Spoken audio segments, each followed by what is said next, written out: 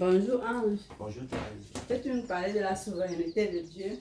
Avec plaisir Thérèse, c'est un thème important, majeur, que les gens oublient malheureusement d'aborder, qui est pourtant au cœur de la foi chrétienne. L'Écriture nous enseigne que Dieu est le seul souverain. Vous retrouvez ça dans l'une des épîtres de l'apôtre Paul à Timothée. Et dans le livre de Job, il est indiqué que Dieu est grand, le Tout-Puissant, est grand par la force, par la justice, par le droit souverain. C'est pourquoi nous pouvons lui adresser des prières, parce que inconsciemment, nous savons effectivement qu'il peut nous exaucer. D'accord? Tout cela, cette démarche-là, est la preuve effectivement que Dieu est souverain. Et c'est même là l'attribut de Dieu. Un Dieu qui ne serait pas souverain ne serait pas un Dieu. Dieu, effectivement, est Dieu précisément parce qu'il est souverain. Et je pense que les hommes le comprennent parfaitement à travers effectivement la prière, même si effectivement dans la vie de tous les jours, effectivement, ils ont des démarches un peu ambiguës. Alors, à quoi renvoie la souveraineté de Dieu? La souveraineté de Dieu nous indique simplement ou traduit simplement le fait que rien n'échappe au contrôle de Dieu dans son monde qu'il a créé. Donc, tout est sous le contrôle de Dieu dans le monde, dans son monde qu'il a créé. Et pour nous, élus de Dieu, tous nos cheveux, notamment, sont comptés. Aucun d'eux ne tombera sans sa permission. Donc, aucun domaine de la vie n'échappe effectivement au contrôle de Dieu. C'est cela, c'est ce à quoi renvoie effectivement la notion de souveraineté de Dieu. C'est véritablement, comme l'apôtre Paul l'indique, le droit du potier sur l'argile. Il a un contrôle, une maîtrise totale des événements. Rien n'est laissé au hasard dans le monde. Alors, qu'est-ce que cela implique pour nous? C'est une excellente nouvelle. Ça veut dire que notre Dieu a une maîtrise totale des choses et il ne nous abandonnera jamais entre les mains de l'ennemi. Il a un contrôle total sur les événements. La souveraineté de Dieu s'exerce sur toutes choses. Il s'exerce sur le salut de l'homme, le salut de son peuple.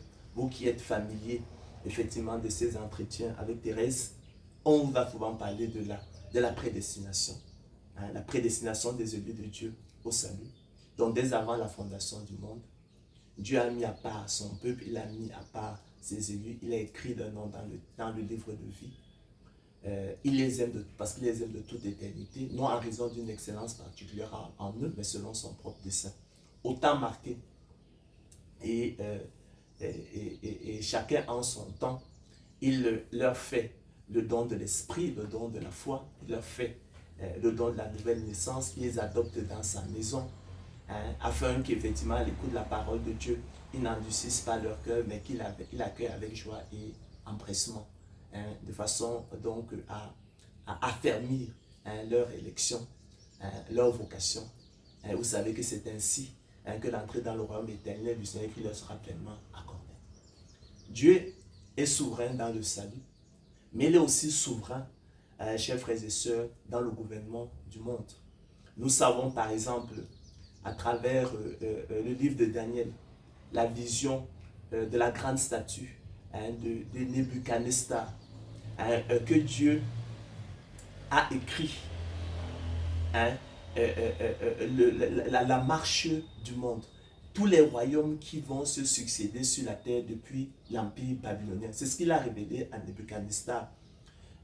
Et Daniel a donné l'explication de la vision de la statue géante au pied d'argile et de fer. Cette statue qui avait une tête d'or, cette tête d'or-là représentait l'empire babylonien de Nebuchadnezzar, à qui effectivement, qui était l'empire universel du moment et à qui effectivement Dieu avait soumis tout ce qui existe sur la terre. Après l'empire babylonien, on a eu l'empire médo-perse, avec la poitrine et puis ces deux bras qui symbolisent parfaitement la dualité de l'empire médo-perse. Après l'empire médo-perse, on a eu l'empire grec d'Alexandre le Grand, symbolisé par les cuisses, qui symbolisent la rapidité des conquêtes d'Alexandre le Grand. Après l'Empire grec, on a l'Empire romain, symbolisé par les jambes, par les pieds de fer, qui symbolisent parfaitement la brutalité de l'Empire romain. Et puis le cinquième empire universel qui est à venir, c'est l'Empire romain reconstitué, en fait l'Empire de l'Antéchrist,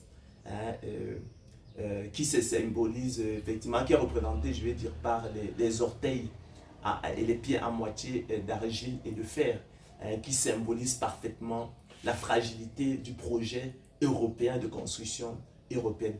Alors, et tous ces empires-là, cet empire-là, l'empire de l'Antéchrist, sera renversé par la pierre, qui se détache effectivement sans le secours d'aucune main, qui ne donne pas une œuvre humaine, mais l'œuvre de Dieu. La pierre rejetée par ceux qui bâtissaient, qui devenait la principale de l'angle, et qui symbolise donc le royaume de Dieu. Du moins déjà dans sa phase temporelle de 1000 ans qu'on appelle le royaume messianique, le millénium sabbatique, qui correspond en fait au rétablissement du royaume d'Israël. Le Seigneur Jésus-Christ qui vient donc prendre sa place sur le trône de David à Jérusalem. Le Seigneur Jésus-Christ a une maîtrise parfaite sur le gouvernement du monde, la marche du monde, même à travers effectivement les événements qui se passent au Moyen-Orient, qui préparent effectivement le retour du Seigneur Jésus-Christ, le rétablissement du royaume d'Israël, le rétablissement du royaume messianique. Donc le conseil qu'on pourrait en rappeler à la suite de Balaam, c'est qu'Israël est un peuple qui a sa demeure à part, qui ne fait point partie du reste des nations. Dieu ne voit point d'injustice en Israël, il ne voit point d'iniquité en Israël. Donc nous ne devrions pas être plus réalistes que l'Éternel nous ne devons pas être plus réalistes que le roi sur ce sujet, lui qui exerce la bonté, le droit, la justice, la terre, mais qui ne voit point d'injustice en Israël, qui ne voit point d'iniquité en Israël. Nous ne devons pas jouer les humanistes ou les professionnels du droit humanitaire et international qui nous permettent effectivement de contester avec Dieu, alors qu'en obscurcissant ainsi ses desseins par des discours sans intelligence, parlant sans les comprendre de merveilles qui nous dépassent et que nous ne comprenons même pas. Nous devons reconnaître notre ignorance et nous dire c'est l'Éternel qui fasse ce qui lui semble bon. Ne prenez pas le risque d'avoir combattu en vain contre l'Éternel. Israël, la prunelle de l'œil de Dieu, il la garde et la gardera comme le berger garde son troupeau. Il a décidé de se glorifier, et de se glorifier, de démontrer sa puissance, sa seigneurie à travers Israël, qui est la vigne, la plantation, le plan qu'il a mis en terre pour sa gloire, face effectivement au rejet dont il fait l'objet dans ce monde, effectivement, qu'il a créé pour sa gloire. Nous ne devons pas être de ceux-là qui, à la suite de Nietzsche ou encore de Sartre, qui dénoncent la soumission à Dieu et qui, dans des actes de révolte, déclarent même effectivement la mort de Dieu. Ils déclarent qu'il n'y a ni Dieu ni maître. Ils vous promettent la liberté quand ils sont eux-mêmes esclaves de la corruption, quand chacun est esclave de ce qui a triomphé de lui. Ils sont en révolte contre Dieu. Ils dénoncent l'obligation faite à l'homme d'exister au sein d'un réel qu'il lui est étranger et qu'il lui échappe. C'est l'humiliation suprême pour eux, effectivement, qui ont déclaré la mort de Dieu. Dieu est souverain dans nos vies individuelles. Vous pouvez le voir à travers, effectivement, tout le parcours de Joseph. Nous ne reviendrons pas dessus. La prédestination de Joseph, lui qui arrive contre son gré à la droite de Pharaon, élevé à la droite de Pharaon contre son gré. Dieu était au contrôle de tout. Dieu est souverain dans la création. Il est souverain dans toute la création qui raconte sa divinité. Dieu est souverain dans les cataclysmes. C'est lui qui a fixé à la mer ses limites. C'est lui qui donne des ordres, effectivement, à la pluie, au vent violent. à la neige qui lui ordonne de tomber. Il est souverain dans les éruptions volcaniques. Il est souverain dans les séismes. Et ce que vous devez savoir, c'est que l'Éternel a tout fait pour un but, même le méchant, pour le jour du malheur. Nous sommes trop ignorants pour contester avec lui. Dieu est souverain dans la prospérité. Dieu est souverain dans l'adversité. Hein? Et il est écrit d'ailleurs, je crois, le prophète Amos dira, arrive-t-il un malheur à une ville sans que l'Éternel n'en soit l'auteur? Hein? Maintenant, pour ce qui est du mal sur la terre, il ne faut pas confondre les notions d'auteur et de responsable. D'accord? Le responsable, c'est le fautif. Et l'auteur, il n'est que l'exécutant matériel. D'accord? Et comme il s'agit de Dieu, pour ce qui est du mal et de la souffrance sur la terre, il n'est pas le fautif, il n'est pas le responsable. Le fautif, c'est l'homme, essentiellement, le diable et tout ce que vous voulez, mais pas Dieu. Dieu est l'auteur, Dieu n'est que l'auteur, c'est-à-dire l'exécutant matériel en tant que juste juge et législateur. Donc, il punit le méchant, hein, tout simplement, à travers les jugements qu'il exerce sur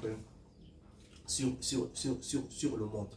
Dieu est donc souverain, chers frères et sœurs, en toutes choses. Les famines, le climat, l'abondance, la disette. Hein? Il est souverain. Même sur les affaires politiques, Nebuchadnezzar en a eu la triste expérience, lui qui se baladait dans son château et se glorifiait effectivement de Babylone la grande qu'il avait bâtie par sa force, son intelligence, sa sagesse. Il dut apprendre à ses dépens que Dieu domine sur le règne des hommes, le donnant à qui il veut, y élevant le plus vil des hommes. Donc ce sont des choses dont nous devons avoir conscience. La souveraineté de Dieu est une bonne nouvelle. Et en dépit, effectivement, des tribulations qui sont les nôtres, nous devons rester positifs, regarder au Seigneur Jésus-Christ, regarder à sa souveraineté. Hein? Notre vie, notre exode spirituel nous permet d'affermir notre foi. C'est l'épreuve de la foi plus précieuse que l'or périssable, à sorte que nous soyons éprouvés, nous soyons affinés et propres effectivement à toute bonne œuvre. Merci Ange. Ben, c'est moi, Thérèse, qui te remercie.